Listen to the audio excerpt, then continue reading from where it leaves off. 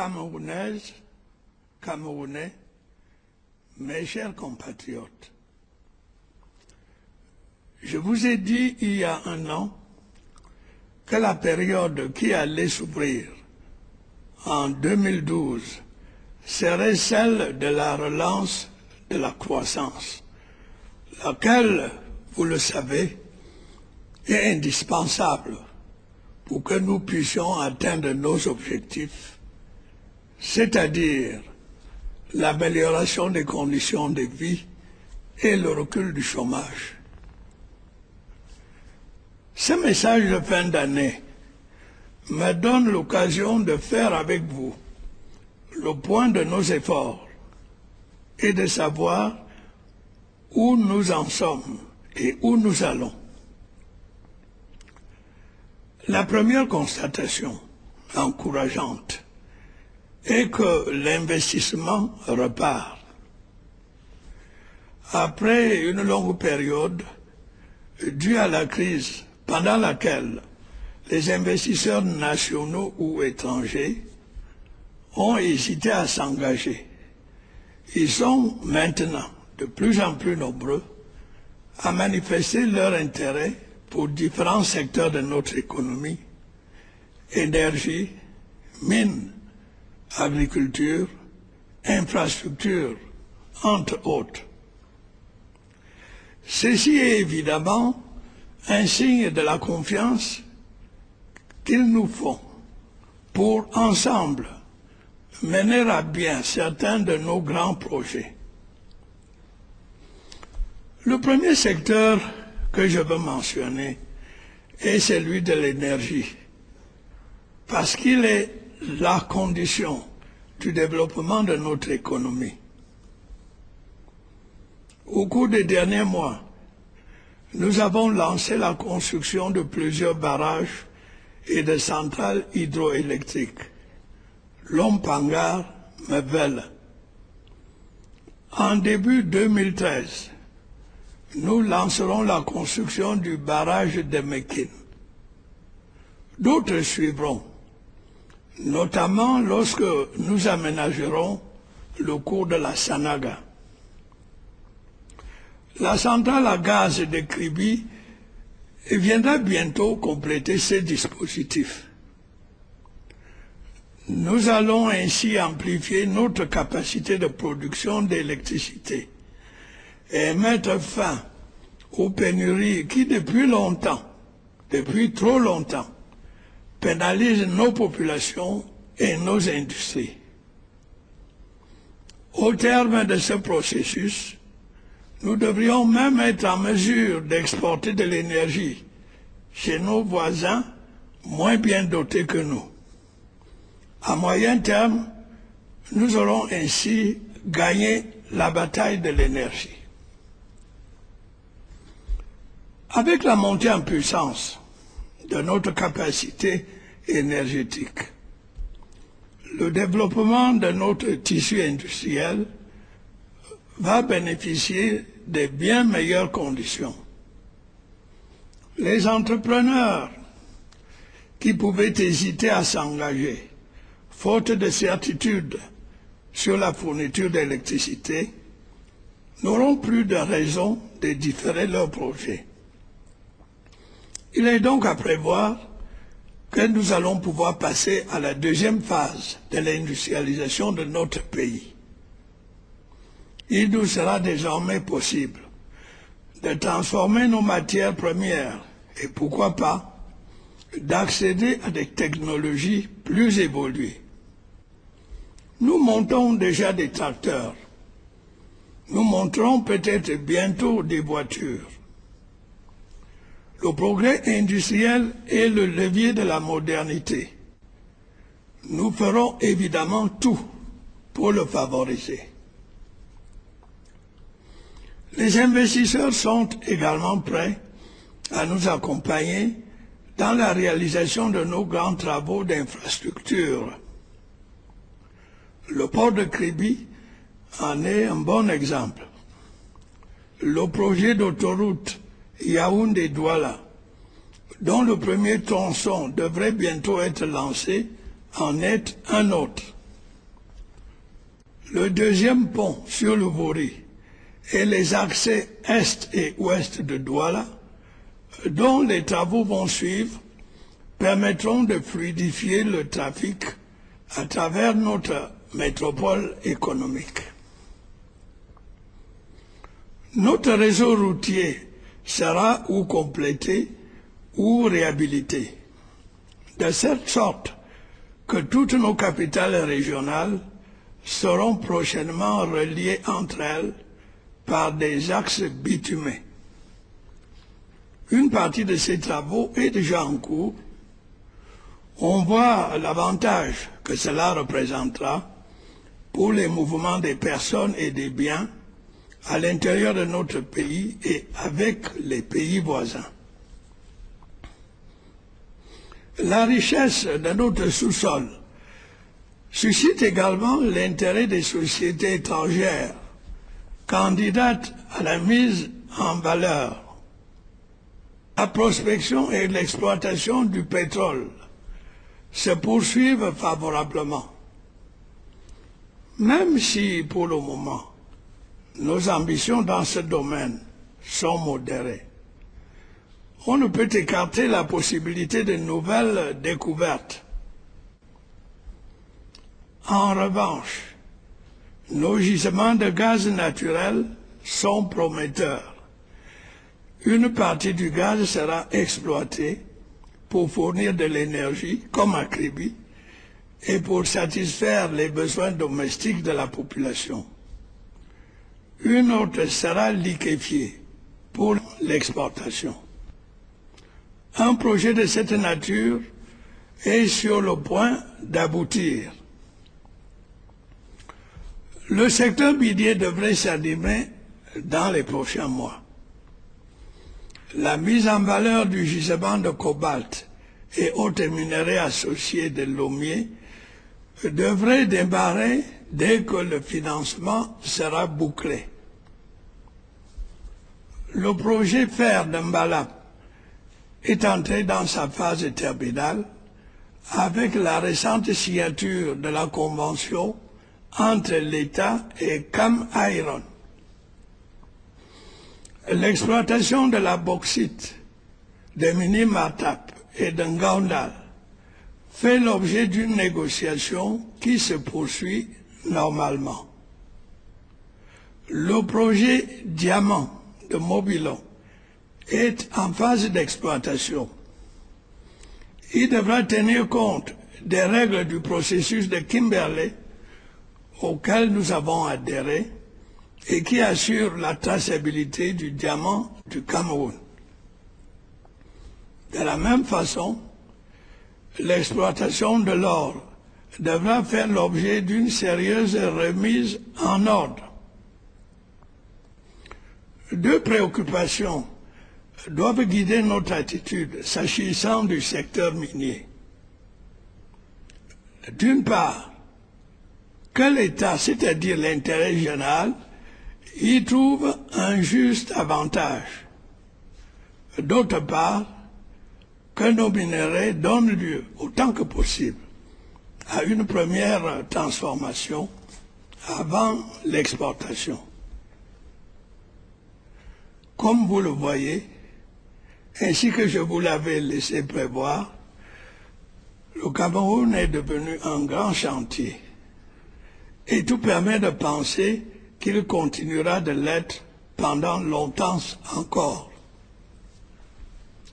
Reste l'agriculture, notre principale richesse. Au comice des Bolva, j'ai exposé les grands axes de ce qui devrait être une véritable révolution agricole. Je n'ignore pas que le sujet est complexe, tant en raison de l'importance de la population concernée que du nombre de problèmes à résoudre.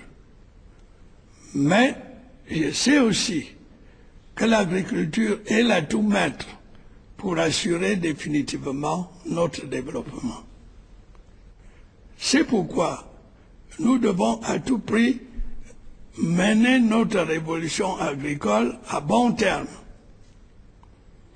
Il nous faudra pour cela moderniser nos méthodes, mieux former nos agriculteurs, tirer parti du progrès scientifique, trouver des financements innovants, en d'autres termes, passer à l'agriculture de seconde génération. Nous pourrons ainsi non seulement consolider notre autosuffisance alimentaire, mais aussi transformer nos matières premières agricoles, exporter nos produits, réduire nos importations de certaines denrées et enfin créer des dizaines de milliers d'emplois. Créer des emplois, tel est notre souci permanent. L'État fait sa part en intégrant de nombreux jeunes dans la fonction publique et les forces de sécurité. La relance de la croissance que nous connaissons a déjà amorcé une certaine reprise de l'emploi. À titre indicatif et selon les statistiques disponibles, pour l'année 2012, l'économie camerounaise a créé près de 160 000 emplois dans le secteur moderne. Il est permis d'espérer qu'avec l'accélération de l'activité économique, le mouvement s'amplifiera. Je n'ignore pas que le problème est particulièrement aigu pour les jeunes, diplômés ou non. C'est pourquoi, dans la réforme de notre système éducatif, l'accent est mis sur la professionnalisation. L'une des conditions du retour à la croissance était d'assainir et de consolider nos finances publiques. Nous avons, tout au long de l'année qui s'achève, conformément aux recommandations du FMI, poursuivi nos efforts pour renforcer nos recettes et mieux gérer nos dépenses. Nous continuerons dans cette voie. Sur le plan budgétaire, nous allons mettre en œuvre en 2013 le passage d'un budget de moyens à un budget programme, établi sur la base d'objectifs à moyen terme, assortis d'indicateurs mesurables et conformes à notre stratégie de développement. Nous pourrons ainsi mieux mesurer nos performances et corriger éventuellement leur trajectoire. Sur ce nouveau budget, je ne ferai que quelques remarques qui, je crois, ne sont pas sans importance. Je remarquerai d'abord qu'il est en expansion de 15%, ce qui traduit notre volonté d'imprimer une nouvelle dynamique à notre économie. J'ajouterai qu'il repose notamment sur une hypothèse de croissance de 6,1%, ce qui signifie que nous faisons le pari d'une activité économique en net progrès. Je soulignerai enfin que le poste concernant l'investissement public représente près de 30% de l'enveloppe globale des dépenses. Au plan social, en 2012, le gouvernement s'est inscrit dans la continuité. Dans le grand secteur de l'éducation, il a maintenu ses efforts dans la construction d'infrastructures, le recrutement d'enseignants et la professionnalisation. Il reste fidèle à son objectif, qui est d'ouvrir le plus largement possible l'accès au savoir à tous les niveaux et d'assurer l'égalité des chances.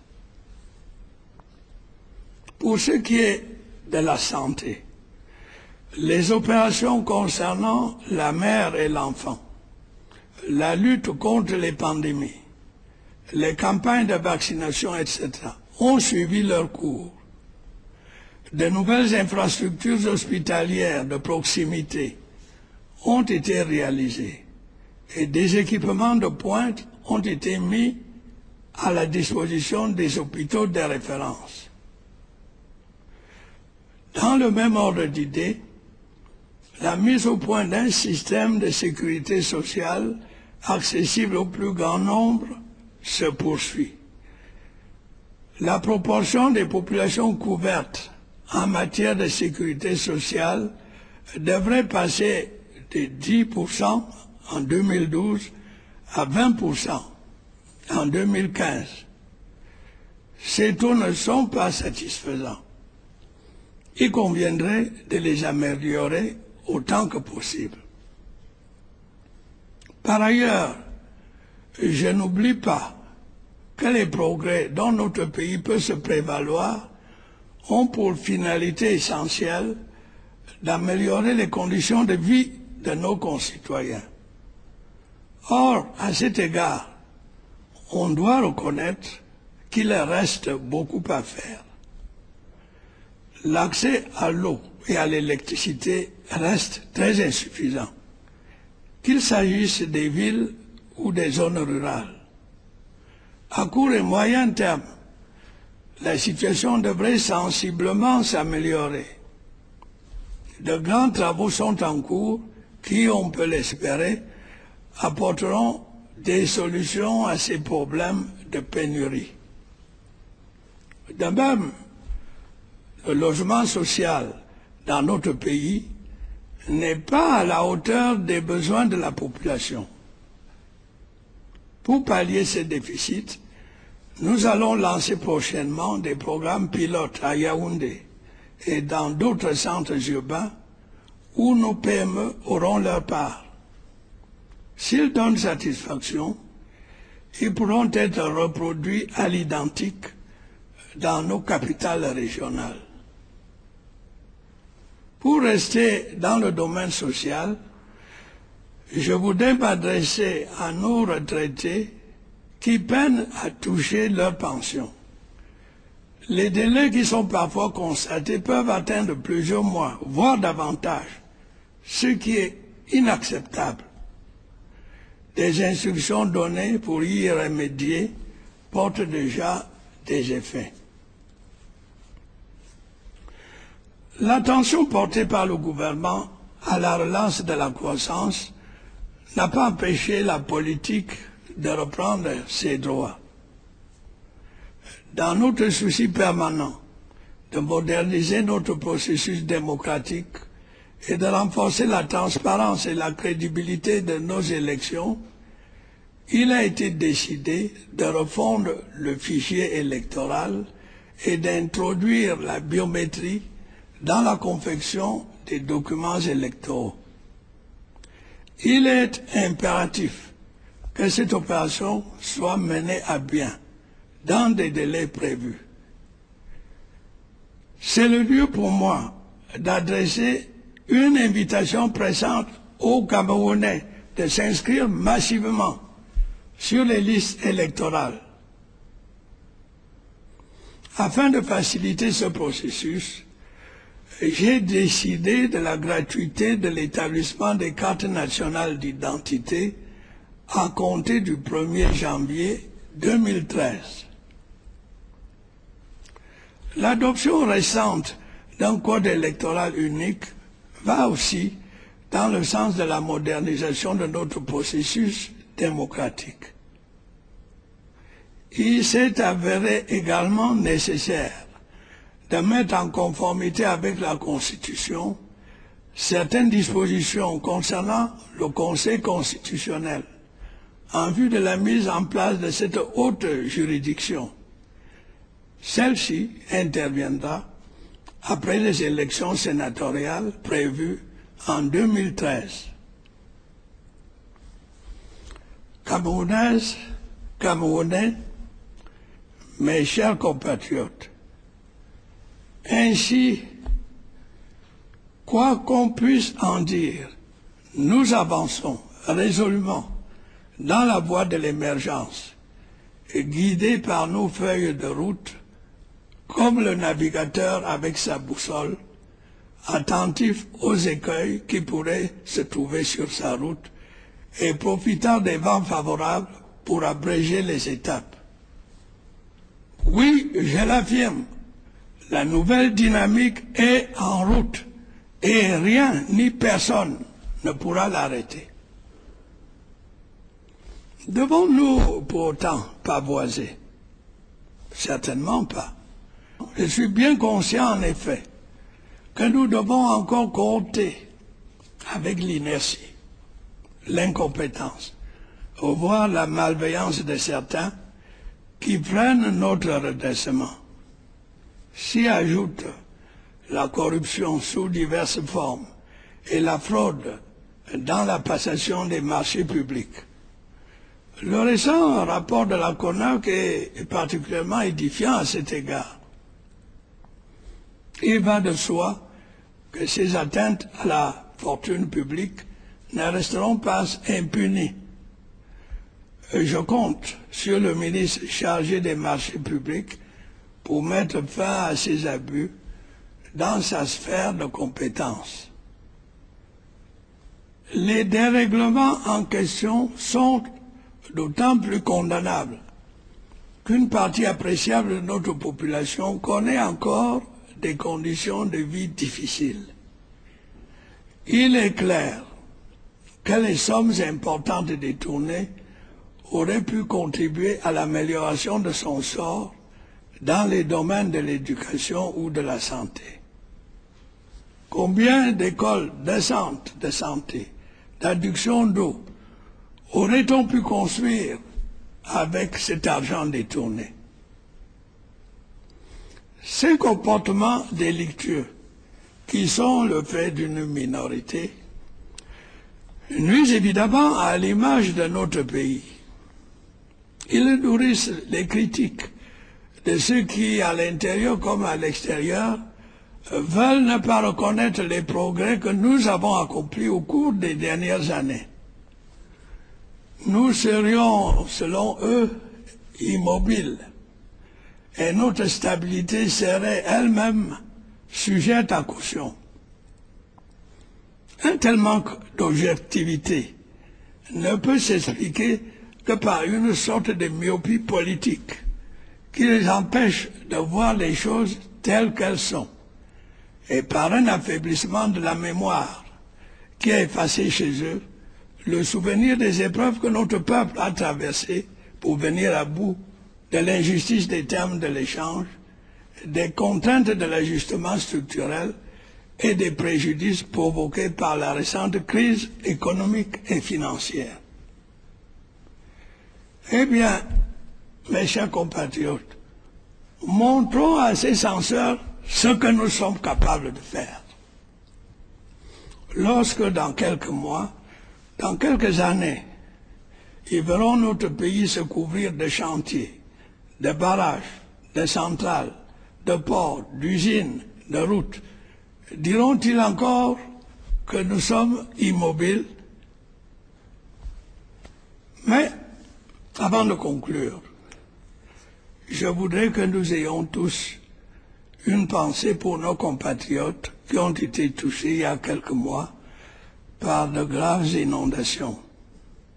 Qu'ils sachent que nous ne les oublions pas et que le fonds de soutien aux populations victimes de catastrophes naturelles récemment créé sera là pour les aider.